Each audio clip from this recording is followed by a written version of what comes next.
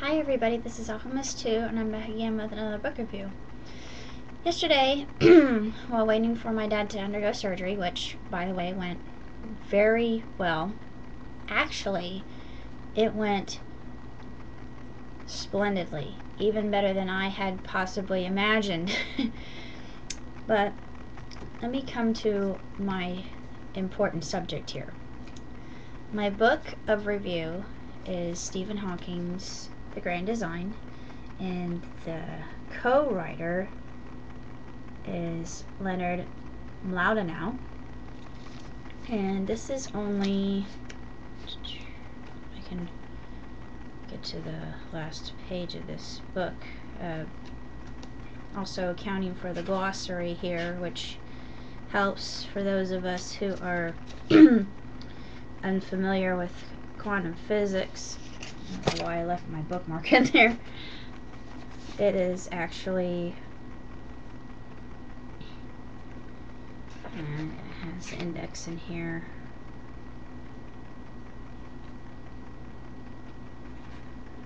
(198 pages).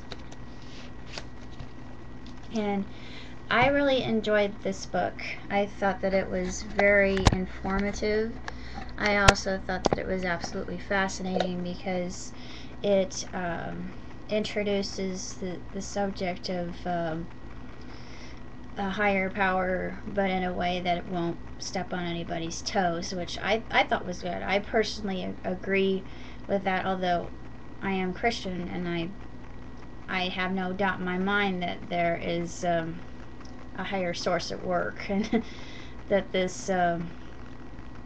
this creative entity was responsible for everything that we see before us. And there was a really fascinating chapter in here about reality, and the questions posed in that chapter were very heady indeed. And I just thought to myself, I guess it all depends on perception, but what if perception is wrong? And it goes into the Matrix and how people are run by machines, and what if we're just seeing a world that's analogous to what the goldfish sees? And of course I've heard this before, and it's an excellent question, and to be honest, I really don't know how that's supposed to be answered. I think it's a rhetorical question. I don't think there is said answer to it, but there are a lot of different theories going around about questions like that, and they talk about buckyballs. I thought that was really intriguing as well. And there's a lot of good humor in this book, and you wouldn't think that a book about metaphysics and quantum mechanics would be funny, but there are a lot of things in the book that are very humorous, and there are really terrific illustrations, just like with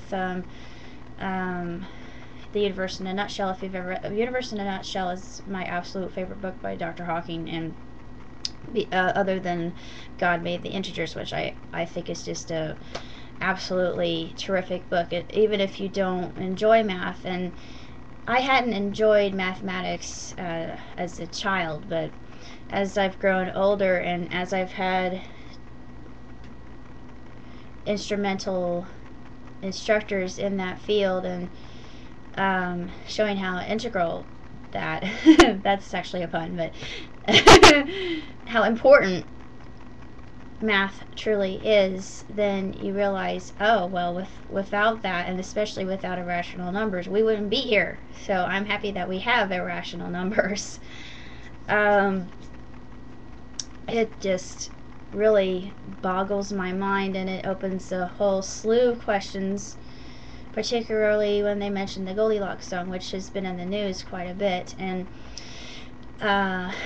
it just makes you ponder what the satellites could possibly find in this vast universe that we have. And talks about multiverses, and which I'm a ascriber to, as well as string theory. And it's just really absolutely fantastic as far as books are concerned. And although it may seem like a rather small, thin book, it is anything but.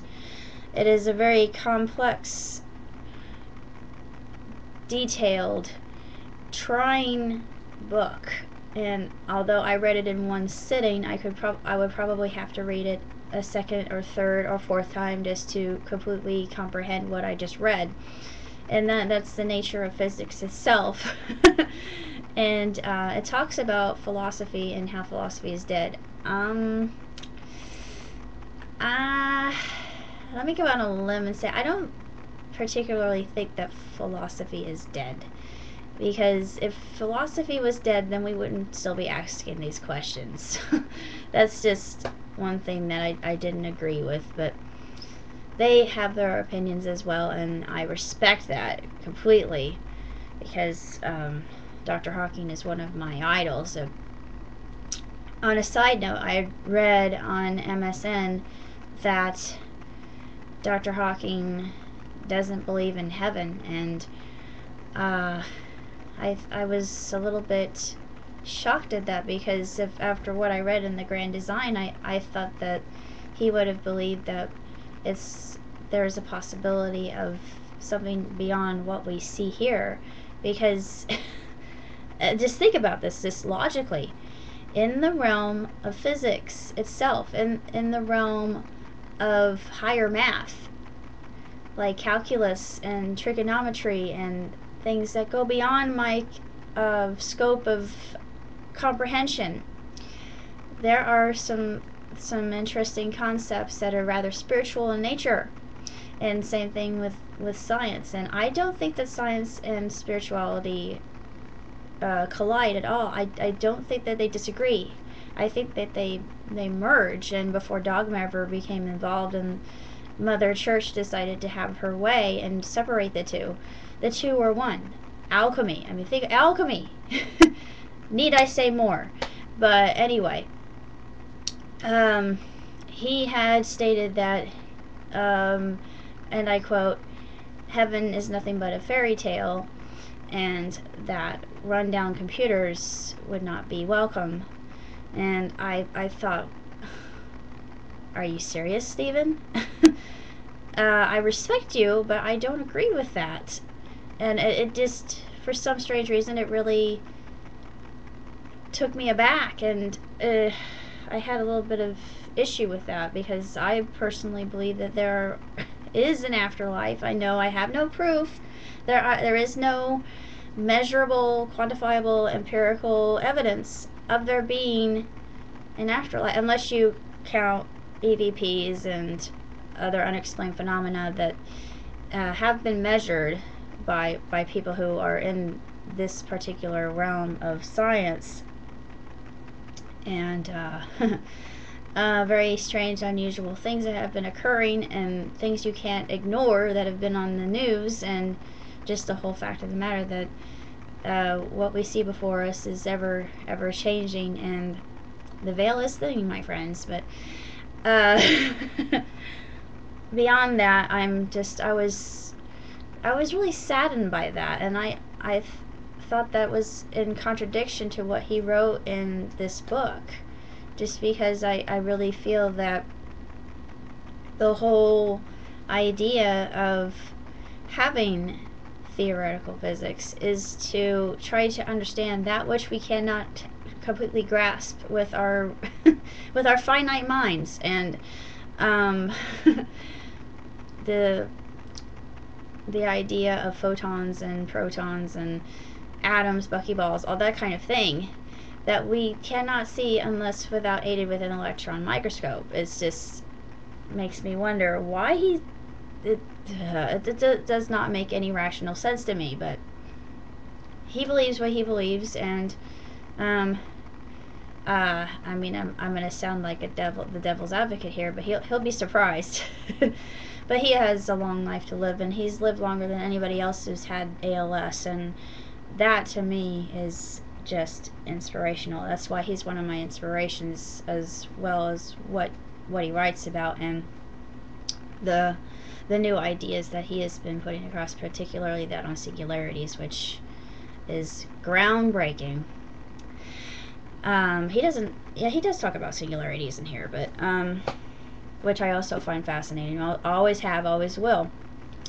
And things that are called P brains, not brains, but branes, like membranes.